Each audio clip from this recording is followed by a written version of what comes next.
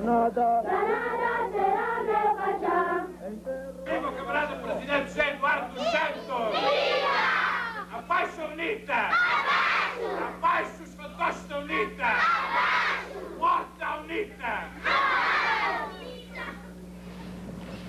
The most promising children were selected for special education. Forcibly taken from their homes or schools, they were brought here, 20 miles off the coast of Cuba, to the Isle of Pines. Thousands of miles from home, a half-world away from family and culture, a vision was impressed upon them by their Cuban and Soviet mentors.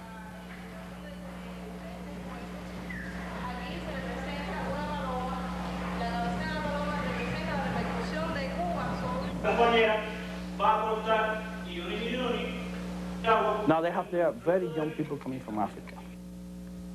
They teach them, there's very young people, very easily to assimilate without questioning the ideology that is imparted by the government or by African Marxist instructors that came with them. Down! Down imperialism! Down! Down fascism! Down! Down fascism! Down! Down regionalism! Down! Down fascism! Down! A luta! A luta! A victoria! Patria muerte! It was the 2nd of November 1984 when the Cubans came to our village. I tried to stop the Cubans from taking my son, my child, away. Then one of the Cubans cut off my arm with his bayonet. They were capturing the children from the age of 10 and upwards to take them to Cuba. And your son, how old is he?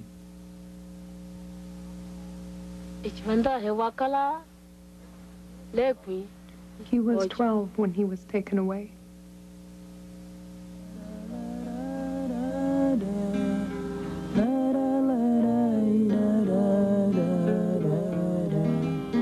O povo angolano chora hoje em dia.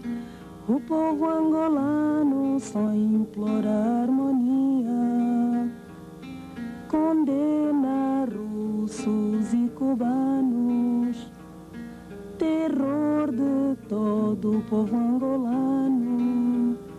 E por causa da confusão que até agora tem crescido, e por causa do mercenarismo dos cubanos reis do terrorismo. Lara, lara, lara, lara. With the collapse of the coffee and mining industry, oil has become Angola's principal source of hard currency. Ironically, the MPLA's major partner is the U.S. petroleum giant Chevron Gulf.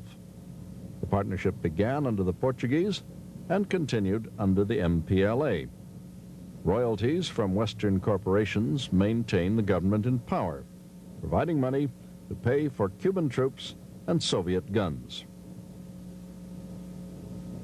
February of 1976, Gulf was back in, pumping the oil again, with Cuban soldiers protecting their installation and their technicians to defend them from CI mercenaries who were still mucking around northern Angola. Try that for an irony. The real thing is that the MPLA stays in power because of this financial income. From this financial income depends the presence of the Cubans and the Soviet hardware, military hardware. Luis Negrete was the director of Cuba's automotive industry until his defection in Spain. The first pact to exchange military technology between Angola and Cuba was signed in 1979. A price was set. The Angolan government had to pay for each man sent to Angola as well as his upkeep. This means that Cuba profits greatly for this internationalist aid it lends Angola. It's a big business where the Cuban government makes big profits. The Cubans are not the only ones to profit in Angola. Texaco, General Tire, the Chase Manhattan Bank, and IBM all have participated in over $1 billion in annual U.S.-Angolan trade. But with hundreds of millions of dollars in assets, Chevron Gulf became one of the single largest Western investors in Angola. Will Lewis, manager of Chevron Gulf's oil concession in Angola. Chevron has no intention of pulling out of Angola. We intend to continue to do business as usual, fulfill all the terms of our contract over here, and in fact, subject to termination of our current negotiations, successful termination, then we intend to expand our operations into the new concession area. Some have justified stronger economic ties because with them would come an opportunity to bring about change.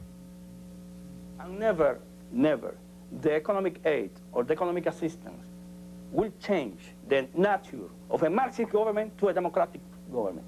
No, I never saw that case, that the Marxist government, a Marxist party, a communist party, will change its nature because you will be $10 billion more.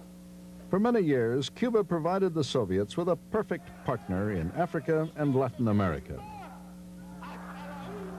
Cuba has played the role of a surrogate like no other Soviet ally could play.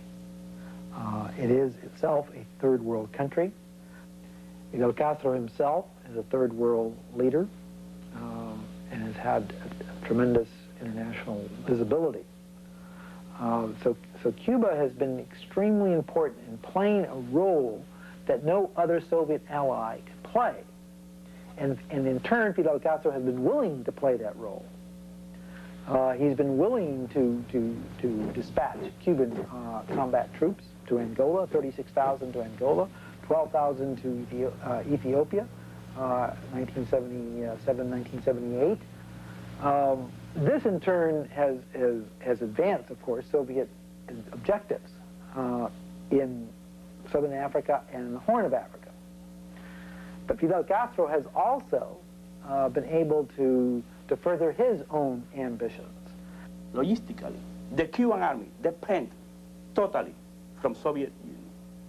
Castro can develop a guerrilla warfare by its own, but he cannot move a military unit by his own. And that's the difference. You can call it coordination, you can call it what you like, but he cannot do it without the consent. Who will have a strategic aspiration in Africa? The Soviets, not the Cubans. So if the Cubans are acting, it's because they are acting in favor of the Soviets, you know. That's why they are in Ethiopia and in South Yemen, in Bab el Mandeb. That's why they are in Angola, you know.